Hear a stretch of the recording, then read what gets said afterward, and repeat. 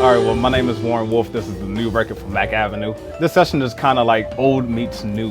We have the veterans of jazz and Christian McBride on bass, Lewis Nash on drums, and Benny Green on piano. And along with my working group, which will be Chris Fun on bass, Billy Williams on drums, Aaron Goldberg on piano, and a special appearance by pianist Aaron Neal. And Warren came to me after the gig. He says, "Hey man, how would you feel if I got you, Benny, and Lewis on my next recording?" I said, I think that'd be very smart. I have an image of him being probably 3.5 feet tall, standing on a crate playing vibes way back in the day in Baltimore, like this musical prodigy. That's my earliest memory of Warren. Warren's a true virtuoso. He plays multiple instruments, and he's very good at all of them. He's very versatile. He can play so many styles. You know, Warren plays piano, he plays drums, pays close attention to who's out there. You know, he knows all the good drummers, he knows all the good piano players, and he has his particular taste. He knows what he likes. But I've been already hearing about Warren. You know, the jazz scene is small, so when there's a good musician, everybody quickly hears about him, especially if he plays an unusual instrument like the vibraphone. Along with Aaron Deal and Cecile McLaurin-Salvant, is part of a group of artists that Mack Avenue has signed that we think is the next wave, at least in terms of one group of jazz artists who are going to be bringing new music, addressing the form and the tradition in their own special way. But after we played a set, Warren said to me, "You know, Benny, I know some of your old tunes." I said, "Really?" And he started playing melodies of tunes I'd recorded, which I'd never heard with the vibes before, and it was just such a gas. I just became so enamored with him as an artist at that time. I think a musician like Warren is a rarity in the sense that he has perfect pitch, he can sight read anything, he can play jazz music in any sort of style, and he has a very deep, rich understanding of classical music. I took classical lessons at Peabody Conservatory and the preparatory for years. So I've done my share of classical training. So I figured let's try to add something different to the record because there's an audience out there who actually likes classical music and jazz. We're trying to play simple melodies, kind of singable for people. They're melodies that people can remember. Some of the songs that we're doing with the group Wolfpack today, a song called Lake Nara Flow. If you just basically take Lake, Ra is basically my name, Warren spelled backwards, and Flow is Wolf spelled backwards. And I composed this tune back in when I was a student at Berkeley. He gets on the microphone one night, he says, "Yeah, I like to play a song that I wrote for my wife called Annoyance." And we were all those tapes going, no, you don't understand. And he started telling the musical story about how it's this pretty song going on, and then there's like this one, like clunker that kind of keeps going on through the piece. That's the annoyance. But I still was thinking, well, how does that remind you of your wife?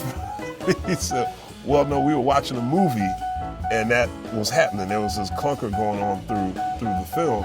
He said that his wife kept watching the film going, oh, that's so annoying.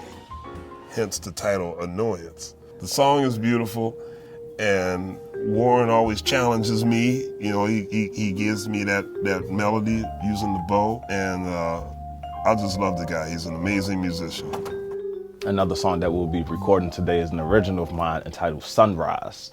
Just one of those type of songs that at least I feel if you're waking up in the morning and you see people when they're doing like a big stretch and it's like you're hearing the piano in the beginning, it's like, okay, good morning. It's a very happy sounding song. Not happy like corny wise, but just a nice happy song.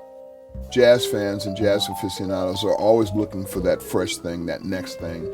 It's an incredible pressure on musicians because we've been spoiled, because almost in each era of jazz, something new has blossomed out of that collection of artists working on where we're going next. So we've been spoiled and we have a very high expectation. After you've been in the studio with Oscar Peterson and Ray Brown and Clark Terry, and the thing that I like in the present time is that there's young musicians like Warren who have that same feeling that the masters have had.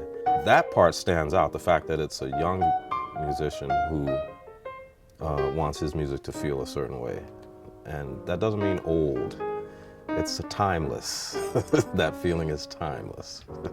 And it just felt so natural playing these tunes. And I liked the spontaneity of it. You know, it called for focusing, but the stuff is so well laid out.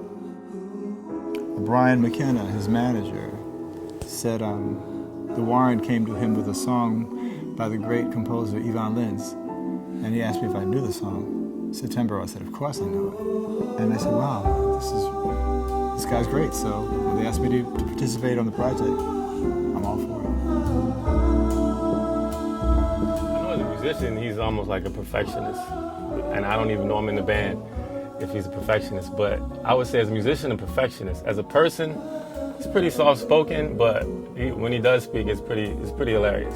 And it all makes very good sense. Great musicians write songs that make sense, make logical sense, harmonic sense, melodic sense, and then when it's time to improvise, structures that you're improvising over are logically coherent, and it plays itself. You know, you just find yourself playing things that make sense. So Warren's music is like that.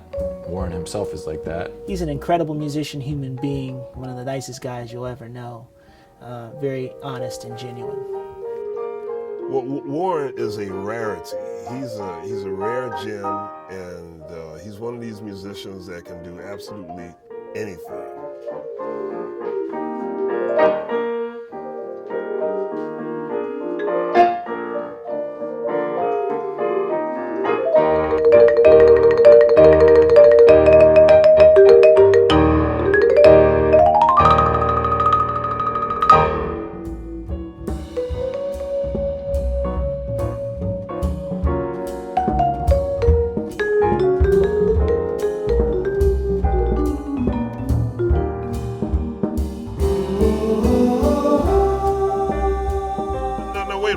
This is the day after his Baltimore Ravens won the Super Bowl.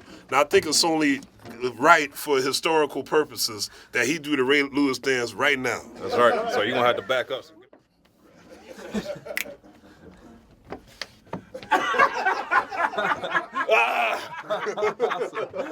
That's good stuff.